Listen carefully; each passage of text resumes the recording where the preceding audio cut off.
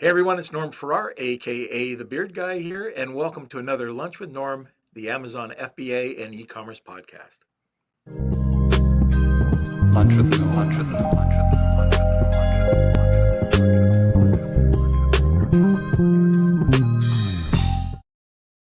All right. Today on the show, we're going to be talking about the journey of an entrepreneur, the best and the worst moments. So joining me today is Nathan Hirsch. Many of you know of him already. He is a repeat guest. He's a lifelong entrepreneur and currently the CEO of EcomBalance and the Outsource School.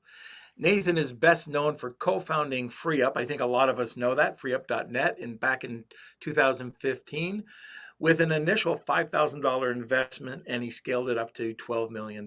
I don't think that's too bad. That's not too shabby. So today, I think this is going to be a fantastic podcast about the e-com entrepreneur journey. So stay tuned. And now, before we get into it, just a quick word from our sponsor. I wanted to give a quick shout out and say thank you to Global Wired Advisors for sponsoring this episode of Lunch with Norm. Global Wired Advisors is a leading digital investment bank focused on optimizing the business sales process. For more information, please call Chris Schifferling and his team over at globalwiredadvisors.com. All right. Where's the Squire? That's me. There you Hello. go. Happy Friday. How are you, Norm? You look like you're in a different area. I am. I am at your house, actually. For those that don't know, I am Norm's son. This isn't weird. I'm not some sort of creepy producer. But yeah, and Norm is somewhere different too. Where are you? Right now in Fort Lauderdale, right after this podcast, heading over to Festivus down in Miami. Ooh, sounds fun. Yeah. All right. And the Beard Nation, where are you watching from? We'd love to know. Looks like we have Jessica Rabbit joining us. We have AMZ Elites, Marina, Howard.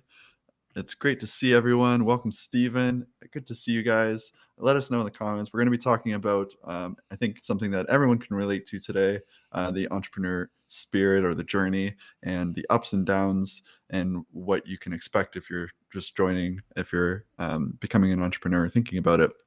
So to get this thing started, smash those like buttons, give us those thumbs up, share this episode out to your friends. You can tag them. Also, let me see, don't forget to subscribe to the YouTube channel if you're watching. That's the big red button down below. And yeah, we have a really incredible prize today. It's awesome. So stick around for that. And also, if you're interested, I should leave everybody hanging until the end. Yeah, you usually do. But if you want more of the Beard, we do have a great membership program. We had Stephen Black do a special guest lesson with us. But basically, it's a way to support the podcast. If you're interested in private group sessions with me and Norm and a special guest every month, you also get a cool mug and some other cool things. You can check out the Lunch with Norm website and just hit the membership button. It'll give you everything. And welcome Manny from Germany. We got Daniel joining from Brazil. Welcome Jeff and Howard from Scottsdale, Arizona. So we got an international crew today. It's great to see everyone. And I think that's it for me. Okay, so if you do have any questions, just throw it in the comment section. So now, just sit back, relax, grab that cup of coffee, and enjoy the episode. Welcome, Nathan. Norm, thanks for having me. I tried to prepare a little bit. I shaved my head. I grew my beard out for a few weeks and tried to match yours, but I'm not sure I came that close. I don't know so much on the beard side. That might take a couple more weeks. Couple more. Yeah. So how you been? Oh man, life is good. I moved to Colorado. My whole family moved here, so that's been fun. Yeah, it's snowing here for the first day, so I'm in a little bit of a winter wonderland. But yeah, tough to complain. I had no idea that you moved. Last time, I thought you were in Orlando. Yeah, you're in Florida now, right? Yeah, right now. Switch spots. Oh man. So yeah, and we just had snow coming down here. So like when I left Toronto. So anyways.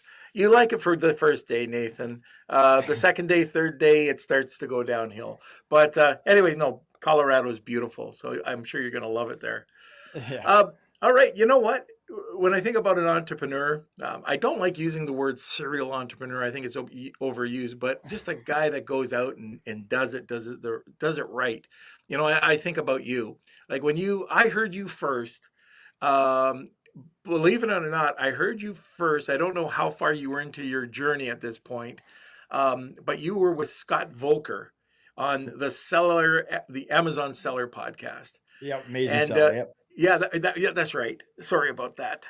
If Scott's listening, and I'm sure he's not. But anyway, I mean, I listened to your story and what you were talking about, and like I was into VAs at the time. I had been hiring a few here and there, but I was just listening to what you were doing, and it was fantastic. And then you nailed it. Like you seemed to be everywhere. I'd be at an event, you'd be there, you'd be at this other event, you'd be on these podcasts, you'd be everywhere. So like I do want to touch on that, like that passion that you had. But first of all, like what got you? When did you know that you were an entrepreneur? Yeah. So my parents were both teachers when I was growing up. And I kind of grew up with the mentality that I would go to college, get a real job, work for 40 years, retire. That's what they did. And my parents always instilled upon me a really good work ethic. They made me get a full-time job when I was 15. I was working every summer, working every winter. And I kind of learned that there's a lot of different ways to make money. There's hard ways that are labor intensive. There's more easy ways online, or I did sales for Firestone and stuff like that. And I really learned pretty quickly that I did not like working for someone else. It definitely didn't help with the creativity that was going on in my brain. And when I got to college, I really wanted to be an entrepreneur. I didn't want to leave college having to get a job to pay my bills. And I just started hustling. I tried everything. I used to go to the dump, this little tent that was next to the dump, and grab books and textbooks and toys and list them on eBay and Amazon and see how I could make money. And that was just me trying everything possible, which kind of led me down the path of Amazon. So it was really just having all these jobs from the time I was 15 to 20 and trying to find some way for me not to have to get a job after college. You've probably talked to a million different people getting into online sales or becoming an entrepreneur. What are some of the characteristics that you need to have to be a successful entrepreneur? To me, it's the consistency. I think that's something that not just me, my business partner Connor and I do really well. It's chipping away at things little by little by little. And along the way, you get rejected, people turn you down, problems come up, things don't work out the way that you want, but you focus on the process. And one of the best examples to this, and you kind of mentioned, like, by the time we got to year 2 of Free Up, we were everywhere. That's because every single day we weren't spending 8 hours reaching out to people, but we'd reach out to 5 podcasts every single day. We'd reach out to five blog articles. We'd reach out to a few influencers like you, and 4 out of 5 of them would reject us. And maybe one of them would respond to us a month later. But because we did it a little bit every single day, that started to add up. And it's the same thing whether you're building a software or going after clients or going at it from a marketing standpoint. That consistency is key. And I think a lot of people that fail at entrepreneurship, they either go really hard and burn out, or they're taking a week off here or whatever it is. And we're just able to focus on doing small things every day to move everything forward. And as we hire people and get more manpower, more woman power, getting them to kind of take that same mentality, because it's very easy to get overwhelmed. There's so much going on. You've got a million things at all times. But if you look at it as, hey, let's prioritize, let's chip away little by little, those are the people that I think have the most success. One of the other things that I would probably, if you don't have, you might as well give up right now, and it's resilience. Definitely. It it happens, things happen all the time, and if you can't bounce back, or if you don't have that ability to bounce back, you're already behind the 8 ball. You might as well get out. Would you agree with that? Yeah, I have so many just failure stories. There was a time when we were selling, I think we were doing like $3 million a year on Amazon. We had just hit the ground running. I was this 21-year-old, or maybe, yeah, 20-year-old, just on top of the world, making more money than I thought any college student should. And one of our suppliers, our biggest supplier that was 90% of our business, just cut us off. They just dropped us instantly in one day. And that was, it was devastating. And we had to recover from that. I mean, I got to the point with FreeUp where I was getting rejected for podcasts every single week. We had large clients drop us. We had someone hack our website, and we had to wake up at 1 o'clock in the morning and fix it. There's just stuff that comes up, and you have to be able to overcome those things if you want to be a successful entrepreneur. We had that too. One of my companies, that somebody hacked their website, held it for ransom to get the domain name back, and then to add insult to injury, they came back to us to see if they can get some work from us. Oh my God. we had someone create a bot that would just create a new FreeUp sign up, a new client sign up, like every 3 seconds, just ongoing over and over and over, just fake accounts that just crashed our software. And we had to put in all these rules in place to stop it. Crazy stuff happens. They don't teach you that in business school. Right. Yeah. There's a lot to being an entrepreneur. Where's the starting spot? Yeah, I mean, the starting spot is finding something with the market, and I think Connor and I have done a decent job of this. Is like, where do people actually need your services? Because there's a lot of good products out there, services out there that just don't have a market. People don't need it. And even before we started our new venture, EcomBalance, we interviewed 150 different e-commerce sellers to just see, hey, is there an actual need for e-commerce bookkeeping? What are people's pain points? Is the problem already solved? Are there already people doing it? And we just wanted to learn every little thing. We did that with FreeUp. We did not do that with our Amazon business. And we just got lucky for 5 years, getting in early before other people did Amazon and selling some products. And once it got crowded, we got out of the space because we didn't know what products people actually wanted. So to me, that starting point is trying to figure out a market that you can actually do and get good at, even if you don't have all the skills right now, and doing the actual market research and talking to the real people that would be buying your services and seeing, do they actually need it? And can you actually fulfill what they want? So when you talk about going out there and talking to all these people that actually need your services, are you using a focus group? How are you finding those people? Yeah. And a lot of people, maybe people listening, if we're friends on Facebook, you might've gotten a message from me in the past 90 days, just saying, hey, do you mind if I pick your brain on how you do bookkeeping for your e-commerce business? And we created a questionnaire. We hopped on phone calls. We reached out to every possible e-commerce seller that was willing to talk to us. And like anything else, you get rejected. People are busy. People don't want to talk to you, but you stay focused. You reach out to those 10 new people every single day. And if your target market is real estate agents or a certain type of mom buying your toys on Amazon or whatever it is, you got to figure out where those people hang out and talk directly with those people. But I've seen so many people invest $100,000 into a business or spend 6 months working on the idea when they haven't even talked to their ideal clients yet. And most of the time, you're not your own ideal client. Sometimes you are, and you're fortunate enough to be, but most of the time you need to find someone that is your client, and you're going to learn so much just by talking to them, just by asking them questions. Yeah, that's a very good point. You and Connor, I've known for some time. We've talked a bit more than I've had a chance to talk to Connor, but you've got this very good partnership. And there's so many people that go into Amazon or go into some sort of e-commerce platform, and they join together with a partner, but it's a disaster. Can you talk a little bit about that? Like, what makes you a success with your partnership?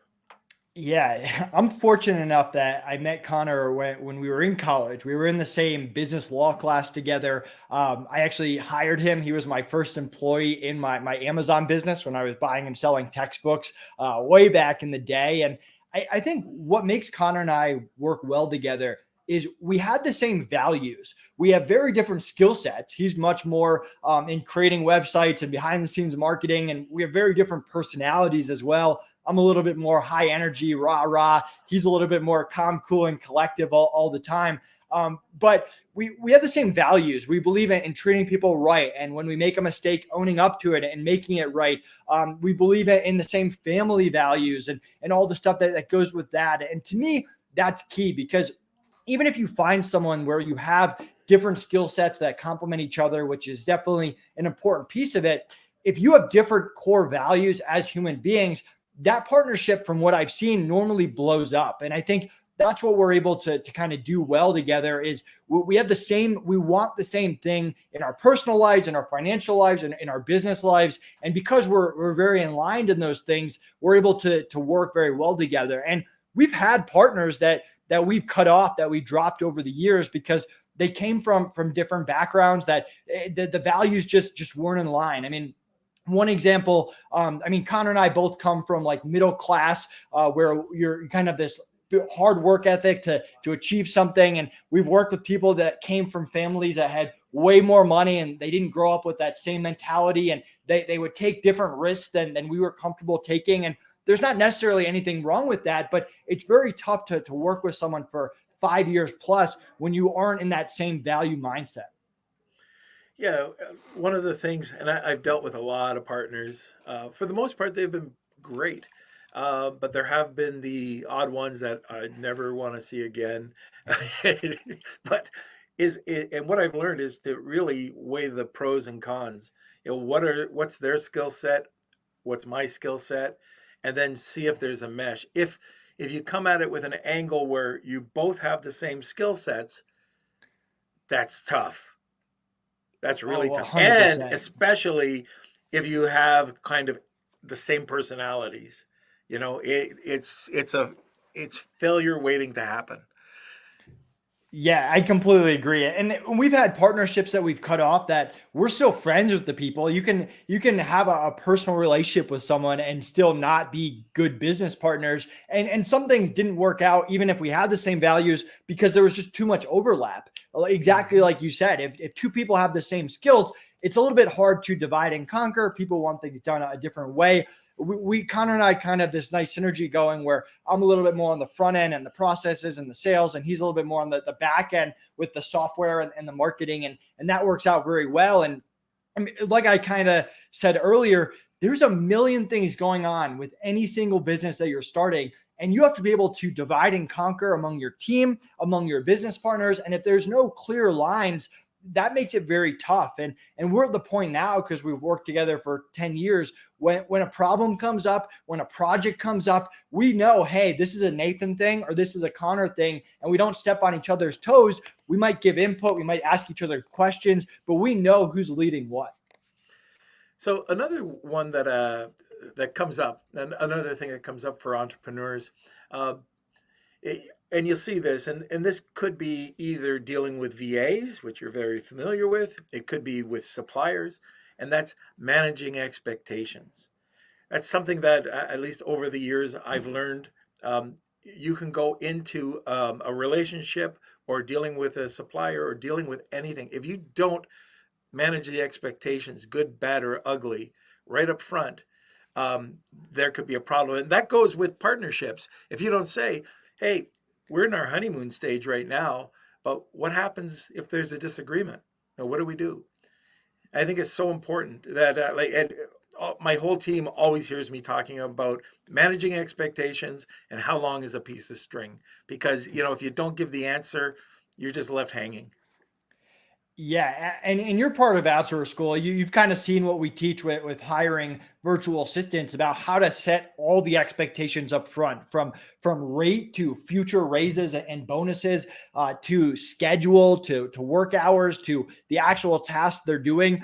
All of that needs to be upfront in writing so that you can go back to it. And so you don't just start off great and in 6 months it blows up in your face. Like you said, you want to keep it going strong. And on the client side, EcomBalance is a great example. We got this off the ground in the past 90 days. We hired bookkeepers, we built processes, we had 60 beta testers that we gave some free months to, and we set expectations with them to bear with us a little bit. We've got people to train, we got processes to build. We're going to hook you up, we're going to take care of you, we're going to make sure at the end of the day everything's going. But we wanted to set those expectations up front. If you want a bookkeeping company that had 10 years and you wanted to just hit the ground running, that's not what our beta group is for. And we're fortunate enough that we got great clients in there that really helped us perfect the processes. And it was all because we set expectations up front and we were willing to say, hey, this isn't a fit.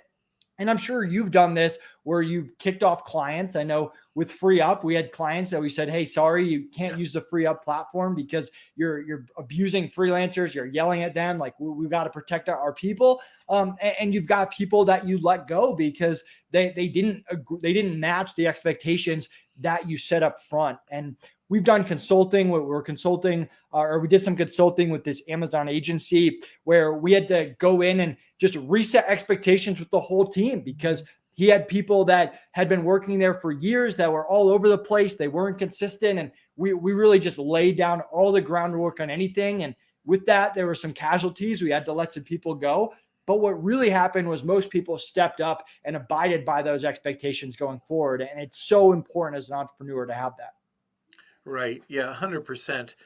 So before I forget, because I usually do, we have a great giveaway, a really incredible giveaway. And thank you so much for this today, Nathan. But can you just give a little description of what it is?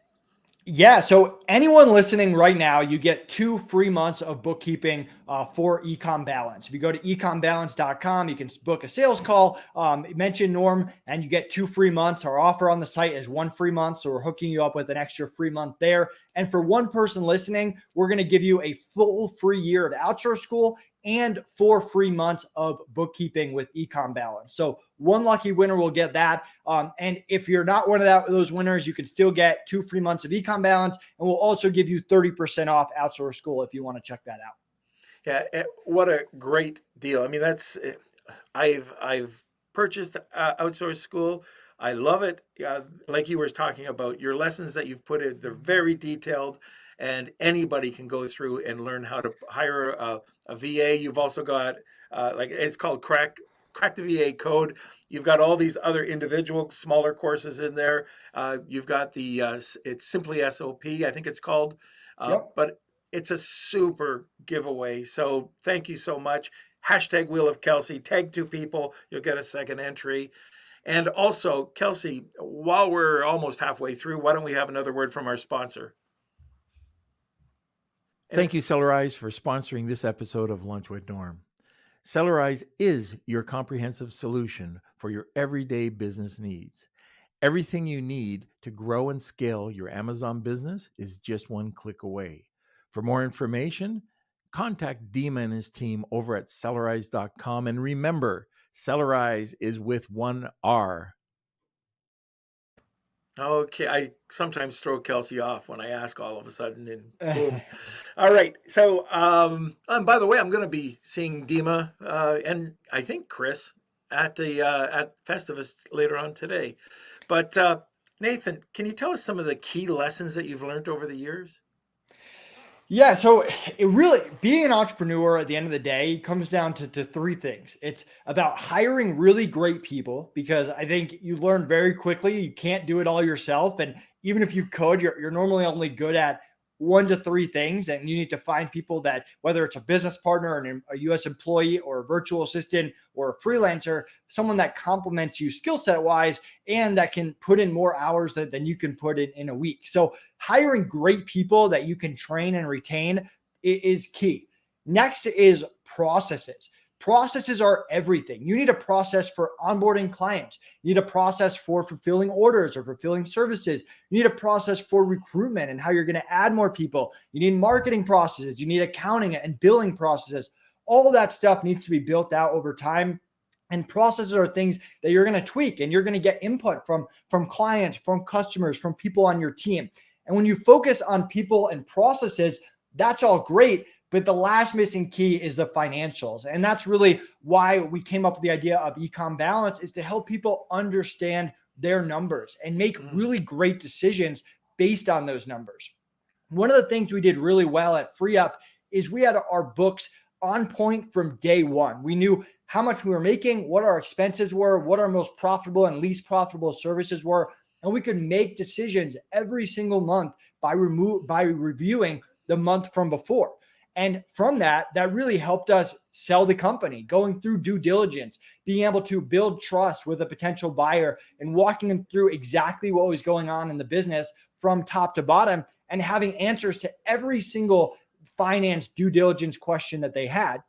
And what really blew my mind is when post FreeUp, we did a little consulting with some different people in e-commerce, and we learned pretty quickly that we didn't love consulting and we liked growing businesses more, but they didn't know their numbers. They weren't making decisions off anything besides a hunch. And we would spend the first month or two just revamping their entire finance system. So the month would end on autopilot. They get reports with all the data that they need, P&L, balance sheet, cash flow, and custom KPI reports. And then we'd meet and see what are the numbers actually telling us and make decisions on the numbers. And that kind of gave us the idea for EcomBalance and helping people not only get clean, accurate books every single month like clockwork, but being able to really understand the numbers and what's going on in their business and making decisions there. And when you combine hiring great people and building really good processes that improve over time and understanding your numbers, getting accurate numbers and making decisions based on numbers, that's a powerful combination to grow any business. Yeah, I've talked to some really successful, well, they think they're successful businesses, and I'm talking about 8-figure Amazon sellers. And I had one as a client, and I'm looking at it, an 8-figure seller, over 10 million in sales, and they were when we dug into the numbers, they were losing $100,000 a year on 10 million, and they thought they were successful. Yeah, and there's so much that goes into being an e-commerce seller, right? You could have different brands, different SKUs. You might have one product that's super profitable and another product that you're just hemorrhaging money on. You could have a product that you're selling more volume-wise, but making less money than a product that you're pushing less of it and have a higher profit margin. And most sellers don't actually know what their margins are per product and Right. how PPC is factoring in per product. So that's definitely a goal of ours to help e-commerce sellers really understand what's going on, because then you can make decisions. You can decide, hey, I need to raise this price, or hey, I need to stop selling this product, or hey, I need to find a better PPC agency or service provider or whatever it is. But you can't do that if you're just looking at top line revenue or cash going into your bank account, or the hey, I'm an 8-figure seller, which a lot of people like to brag about. You have to know what's going on inside your numbers. Right. And if you want to break the rules, you have to have the knowledge enough to break the rules. And I'm just going to clarify something. You could be doing 8 figures and losing $100,000 a month, and it's perfectly fine. If you're investing in your brand and you're growing that brand out, then that's a different story. This is investing in future revenue that's going to be coming in. But if you're trying to get sales on Amazon, and you're thinking that you're doing great because your top line shows that you're doing X, and you don't know what your bottom line is, or you don't know the rules at the end of the day, then you're running into a bit of trouble. So I just want to make sure that that's really clear. So you can lose money, but you'll hear most people say that you won't use the example that I gave, the previous example that I gave. People aren't usually building their brand to lose money, right? But you might be putting it into a Super Bowl ad. Look at a Dr. Squatch, and I don't know their finances, but I think they sponsor UFC. This is bar soap. Okay. It's bars of soap, and they're sponsoring the Super Bowl. Well, I guarantee you that costs a little bit of money. I don't know how many bars of soap but they're investing in this brand. Anyways, I mean, that's another great group of entrepreneurs. I don't know them, but anyways, I love what they're doing with their brand. Yeah, and like you said, it's okay to lose money up front, but you should know how much you're losing. You should know how much cash is going in and out of your business. We have a client for EcomBalance that's seasonal, and we help them project cash flow, because during the summer, they're not selling that month. During certain times they are, and they need to be able to pay employees, manage suppliers, all of that. They need to know how much cash they have and how much cash they'll have in 3 months. And each business is a little bit customized of what's going on, but you have to know your numbers. And one of the things when you're looking at your cash flow statements, and it's so important. There's courses out there. Just take a bloody course, and it's great that your bookkeeper or accountant can come to you and tell you about this. But if you just get even a small grasp of understanding what it takes, but you typically will get back your profit and loss. It's so important to get a cash flow statement. Absolutely. If you don't know your cash flow, that's the killer. For me, anyways, most people are going to go down because of poor capital. They're not capitalized properly. So I forget what the stat was, but it was something like 70% of businesses would go down because of cash, not necessarily because of profit, because you can be very profitable and be very cash poor. And if you can't manage cash, that could be game over at some point. I mean, as we saw with the pandemic, when Amazon might make a change or stop inventory, or shipments might be delayed, or whatever it is, you have to know how much cash you have and how much cash you need. right. So I just want any of the listeners that are listening, if you have any questions, please post them. I'd be really interested to hear if you have, an incredible story, a incredibly bad story, or just an outright ugly story. Post them. I'd love to be able to hear what your stories have been during your entrepreneurial journey. And you know what? Most people don't think when you're an Amazon seller, you're an entrepreneur. I mean, you are a true sense. That is the purest form of entrepreneur.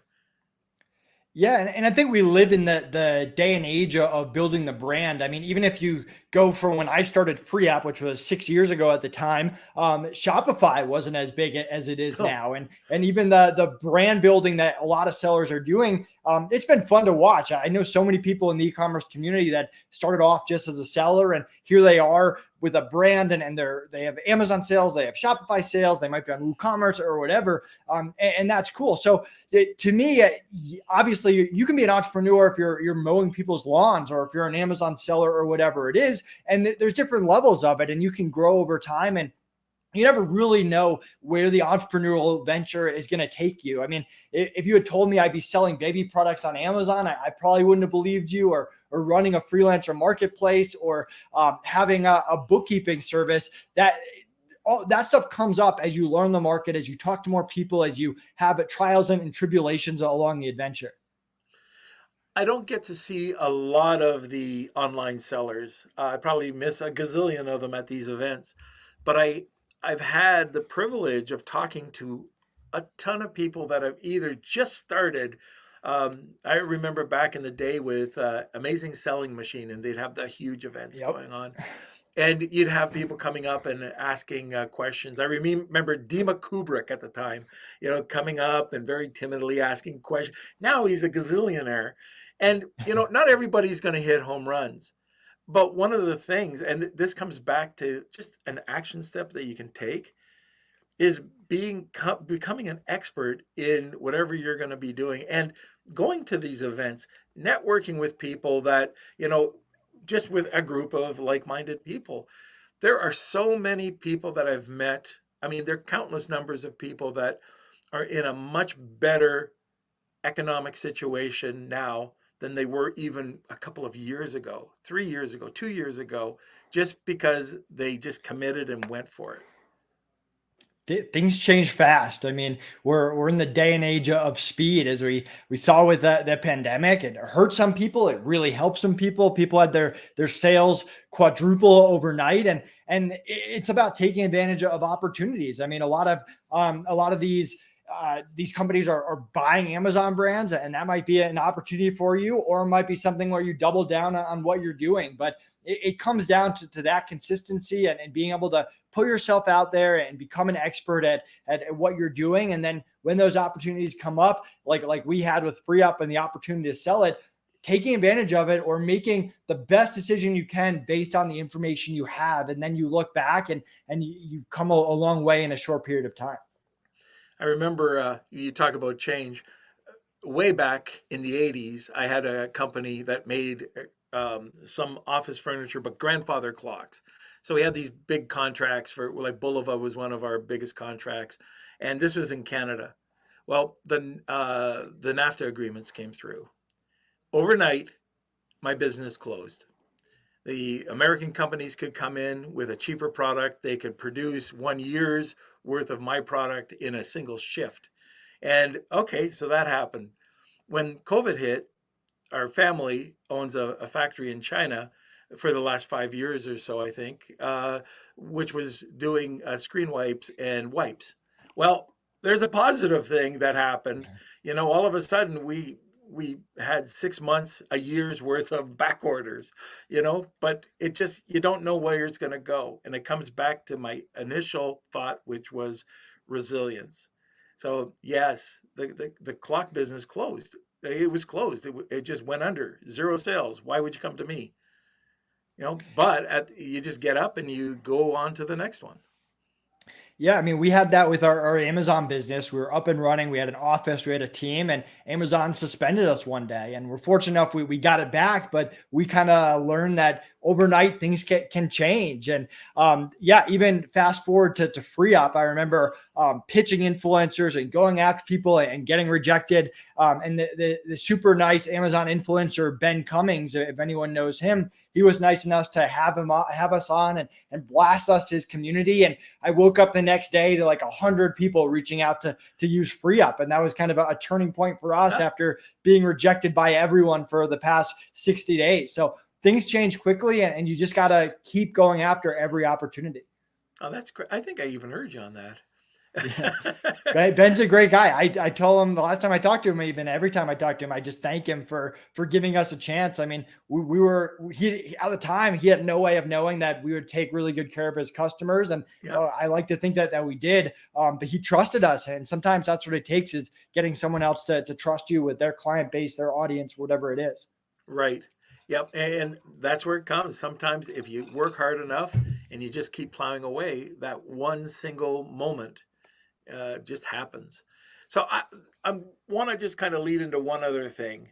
And I call it on my other podcast, the I Know This Guy podcast, I call it Fail to Succeed.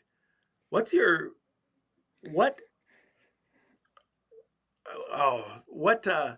failures, I hate using the word failures, but what things have you had to bounce back at to succeed?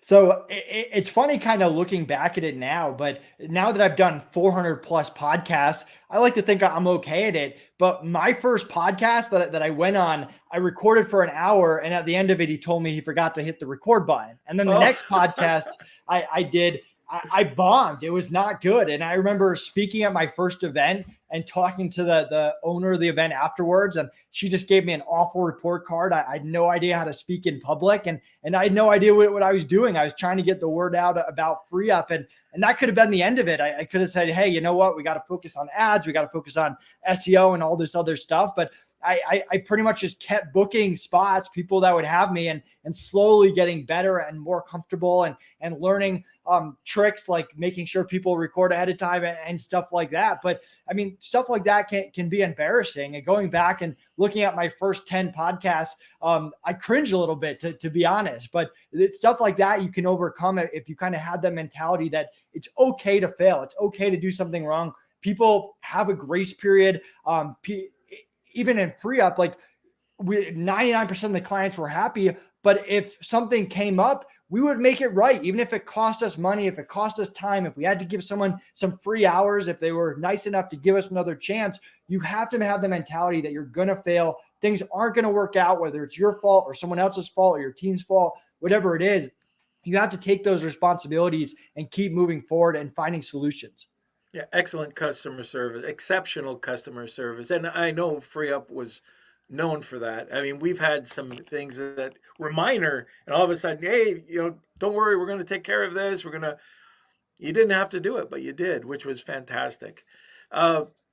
Now, I was going to talk a bit more about failures because I love I don't love hearing people go on stage and talking about they did 10 million in sales. They have a Lamborghini. They post that they have a Lamborghini. They're sitting on their Lamborghini flashing cash. It's a tough go. So I want you to start talking about this. Did you have any struggles? Yeah, I mean, endless struggles. I mentioned for my Amazon business, I had the supplier that dropped us while I was on vacation. I was in Myrtle Beach, enjoying some much needed time off after growing this great company for 2 years, and then having our supplier cut us off and having to cut my vacation short early, and go back and find other suppliers. At the same time, I had my identity stolen. So someone filed a tax return in my name, stole $40,000 from the government. And I spent the next few months fighting that and trying to get my identity back.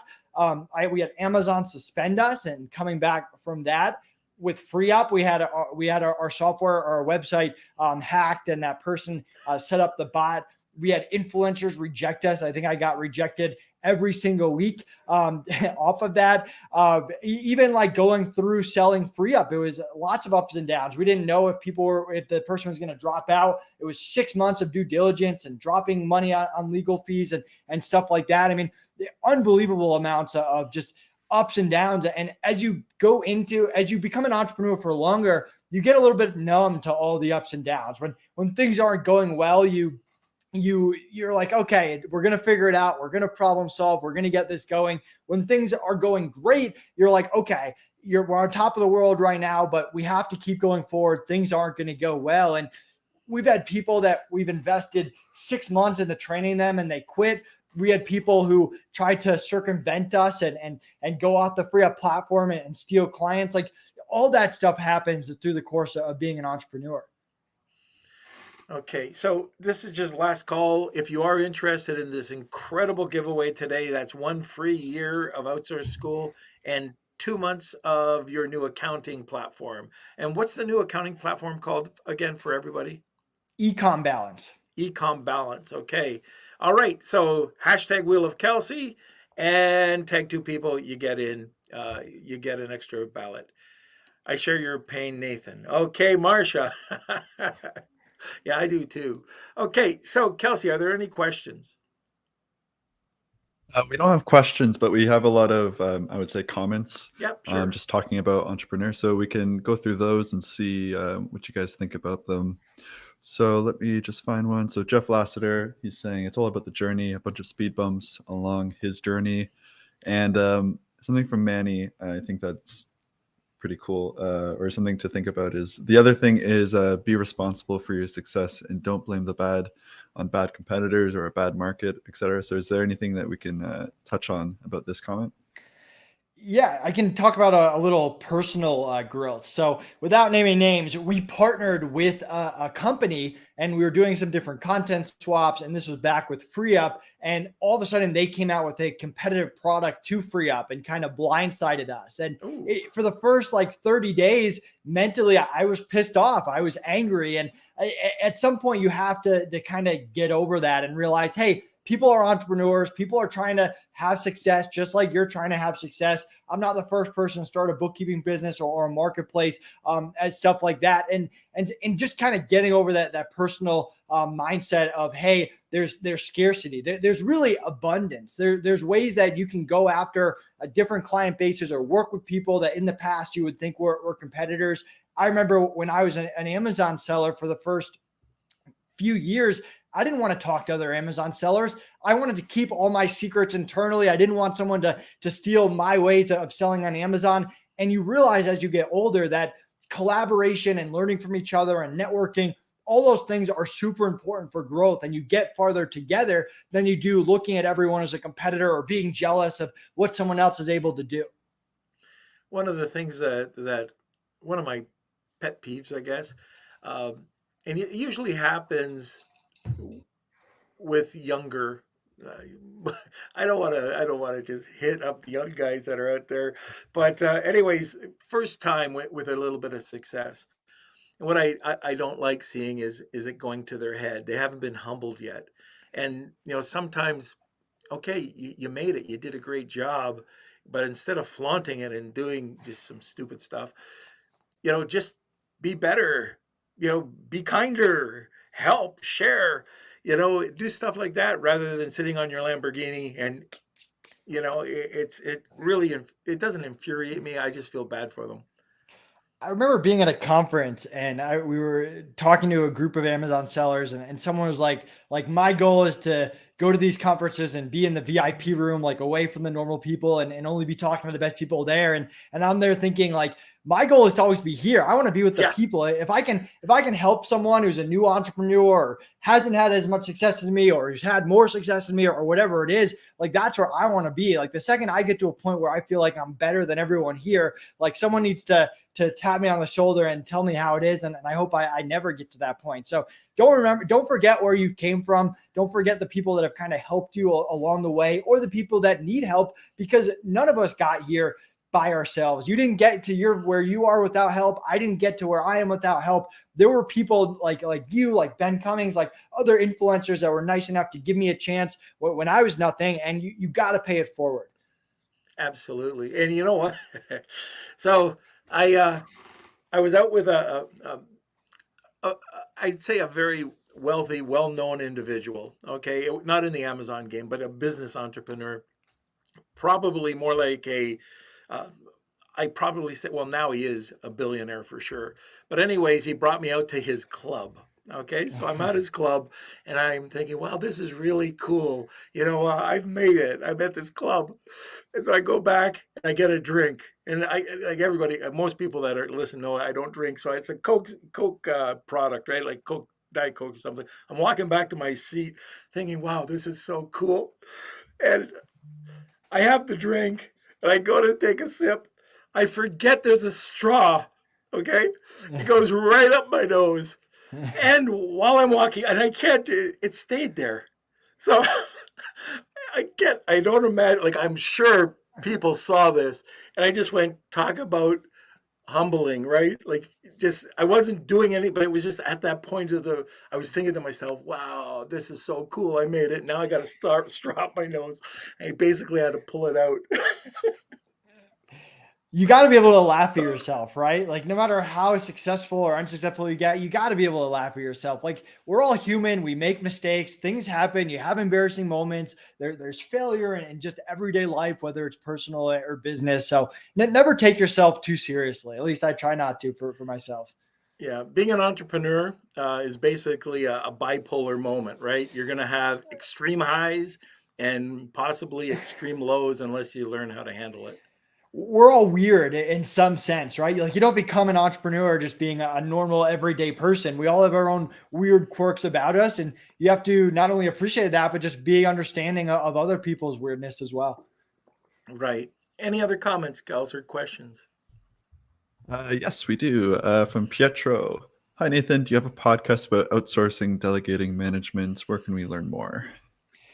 We don't have a podcast, but if you go to outsourceschool.com, you can sign up for a free trial. We have a bunch of videos there. And yeah, you kind of have the coupon to join there. And I mean, if you follow me, Nathan Hirsch, on any social media channel, I'm always putting out content, whether it's about people, processes, or finances. And again, just for Outsource School, what I like about it is the professional quality videos, the action sheets, and like the PDFs that are put out, and just a simple step-by-step process that for any of the products or services that Nathan has, it's fantastic. Appreciate it. Yeah, Outsource School was a lot of fun to build post free up. We get to teach everyone our exact hiring process, the exact interview questions we ask, how we hire for different roles, how we structure bonus and raise programs. And it's the same thing that we use to build all our teams in all of our businesses. Right. Okay, is that it, Kels? If it is, we can go to the wheel. Yeah, I'll just read a couple of comments here. Sure. So from Manny, yes, also take advantage of the competitors. You can advertise on their ASINs in some way. They are partners helping you to be seen.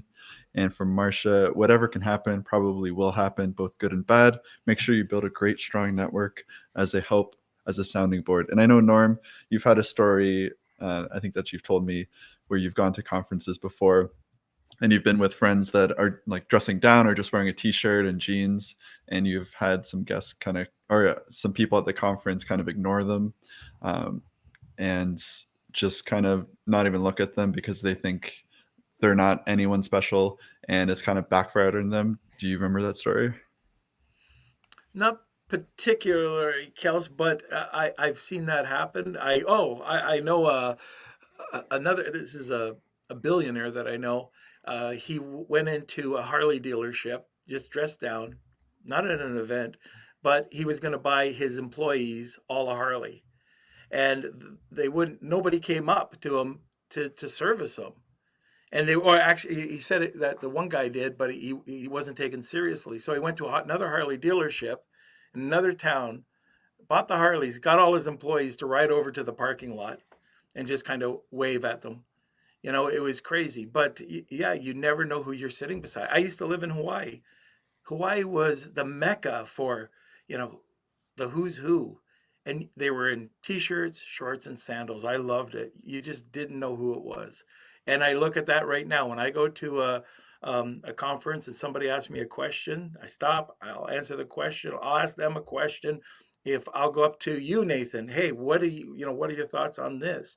I'm hoping that people will, respond and just not give me a snub because I don't wear designer shoes or, the right shirt.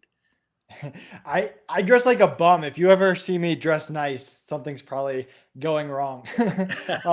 For whatever reason, like cars and clothes and stuff doesn't do it for me. I like experiences. I like great food. I like hanging out with people and getting to enjoy stuff. And I have my own stuff just in life that I like. But yeah, if I can help anyone, even if it has nothing to do with people, process, or finances, reach out to me. I'm easy to contact. If I don't respond to you, it's probably a mistake. I try to respond to everyone. So feel free to follow up. And I just want to help people enjoy life and hopefully grow their business. Okay. All right, Kels, let's get to the wheel.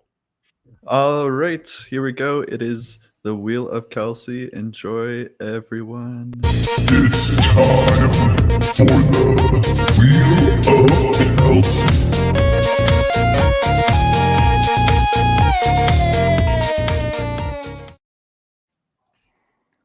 All right, thank you everyone who entered.